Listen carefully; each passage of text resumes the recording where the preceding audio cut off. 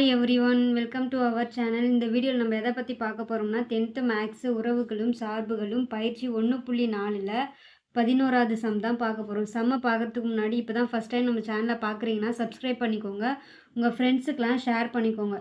கொஷினில் என்ன கொடுத்துருக்காங்கன்னா, புவியீர்ப்பு விசையின் காரணமாக t வினாடிகளில் ஒரு பொருள் கடக்கும் தூரத்தை என்னன்னு சொல்கிறாங்கன்னா s of t equal to 1/2 gt square plus at plus b என கொடுக்கப்பட்டுள்ளது.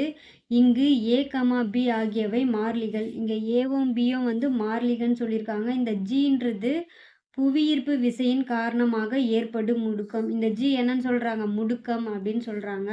இதிலேருந்து நம்ம என்ன கண்டுபிடிக்கணும்? எஸ் ஆஃப் டி ஆனது ஒன்றுக்கொன்றான சார்பா என ஆராய்க. ஓகேவா? இதை தான் கண்டுபிடிக்கணும். ஒன்றுக்கொன்றான சார்பா இல்லையா அப்படின்னு சொல்லி நம்ம கண்டுபிடிக்கணும். ஓகேவா? ஃபஸ்ட்டு கொஷினில் என்ன கொடுத்துருக்காங்களோ அதை எடுத்து எழுதிக்கிறோம். அப்போ S of T equal to 1/2 G T square plus A T plus B அப்படின்னு சொல்லி கொடுத்துருக்காங்க. ஓகேவா? இது ஒன்றுக்கு ஒன்றான சார்பா அப்படின்னா நம்ம எதை வச்சு நம்ம ப்ரூஃப் பண்ணணும்? F of x1 equal to F of x2. ஓகேவா? இதிலிருந்து x1 ஈக்குவல் டு x2 அப்படின்னு சொல்லி நம்ம ப்ரூஃப் பண்ணிட்டோம்னா இதை என்னன்னு சொல்லுவோம்? ஒன்றுக்கொன்றான சார்பு அப்படின்னு சொல்லுவோம். ஓகேவா?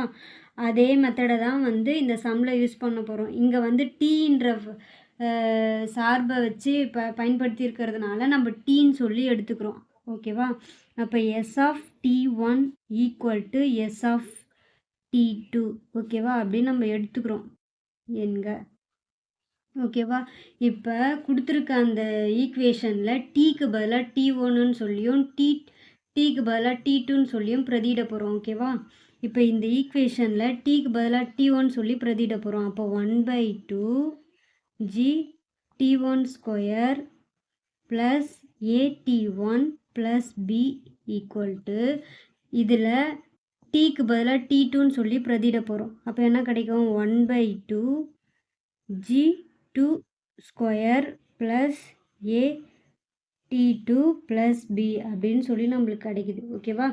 இப்போ இந்த ப்ளஸ் பி அந்த சைடு போயிடுச்சுன்னா என்ன மைனஸ் ஆகிடும், அப்போ கேன்சல் ஆகிடும். ஓகேவா? அப்போ 1/2 g(t1) square plus at1 equal to 1/2 g(t2) square plus at2 plus b minus b. இது ரெண்டும் கேன்சல் ஆகிடும்.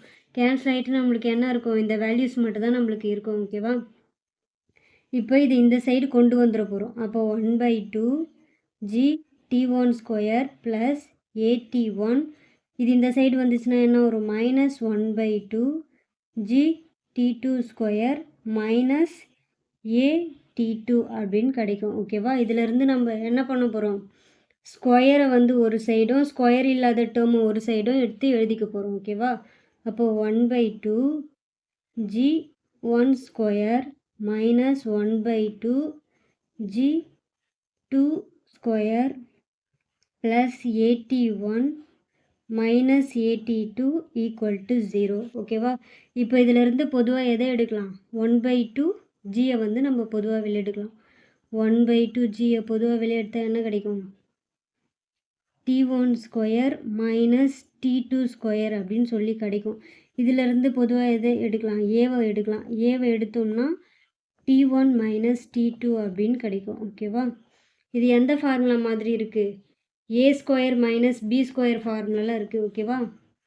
அப்போ A square minus B square equal to A plus B A minus B. ஓகேவா? இந்த ஃபார்முலாவை தான் இங்கே நம்ம பயன்படுத்த போகிறோம். அப்போ 1/2 g t1 plus t2 t1 minus t2. ஓகேவா? ப்ளஸ் ஏ இந்த இதுவும் அப்படி தான் வரும். t1 minus t2 equal to 0. ஓகேவா? இப்போ இதிலிருந்து t1 மைனஸ் t2வை பொதுவாக வெளியெடுக்க போகிறோம். ஓகேவா? பொதுவாக வெளியெடுத்துட்டா என்ன கிடைக்கும்? t1 மைனஸ் t2வை பொதுவாக வெளியே எடுத்துட்டோம்னா என்ன கிடைக்கும்? 1/2 g t1 ப்ளஸ் t2 இது அங்கே போயிடுச்சுன்னா வெறும் a அப்படின்னு கிடைக்கும். ஓகேவா?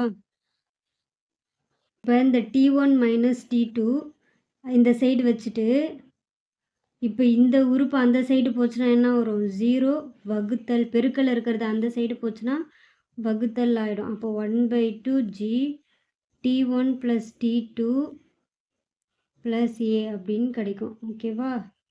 0/anything நம்பர் என்னது 0 அப்படின்னு கிடைக்கும். அப்போது t1 - t2 = 0. அப்போ t1 இந்த t2 அந்த சைடு போயிடுச்சுன்னா ப்ளஸ் ஆகிடும். ஓகேவா? அப்போ நம்ம ப்ரூஃப் பண்ணிட்டோம். ஓகேவா? இதிலிருந்து இந்த t1 t2லேருந்து நம்மளுக்கு என்ன கிடச்சிருக்கு t1 t2 அப்படின்னு கிடச்சிருக்கிறதுனால இது என்னது இந்த s ஆஃப் t ஆனது ஒன்றுக்கு ஒன்றான சார்பு. ஒன்றுக்கு ஒன்றான சார்பு. ஓகேவா? இந்த சம்மு வந்து பிடிஏ எக்ஸாமில் கேட்டிருக்காங்க. இந்த மாதிரி முக்கியமான சம்லாம் அடுத்தடுத்து நம்ம சேனலில் வரப்போகிறதுனால நம்ம சேனலை சப்ஸ்கிரைப் பண்ணி வச்சுக்கோங்க. எக்ஸாமுக்கு படிக்கும்பொழுது குறித்து படிச்சுக்கோங்க. ஓகேவா? இதோட இந்த சம் முடிஞ்சுது.